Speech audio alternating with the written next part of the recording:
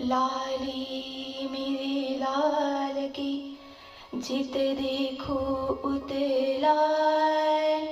लाली देखन मैं चली मैं भी हो गई लाल। लाली मेरे लाल की जित देखो उत लाल। लाली देखन मैं चली। या ठिकाणी सर्व गोपी सर्वांमध्ये श्रीकृष्ण पाहत होत्या।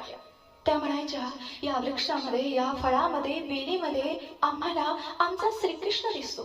माझा कृष्ण मला कुठे सोडून जात नाही।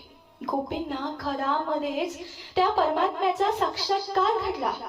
भागवतामध्ये सांगितलं आहे, हो घरात राहा, आपले काम करा, तरीही आपण त्या परमेश्वराला प्राप्त करू शकतो। घरात राहणे पाप नाही, परंतु घर मनात ठेवणे मात्र पाप आहे। सर्वांना साधू बनण्याची काही आवश्यकता नाही। आपण सर्वजण संन्यासी झालो, मग संन्यासाचं स्वागत कोण करणार सांगा बरं।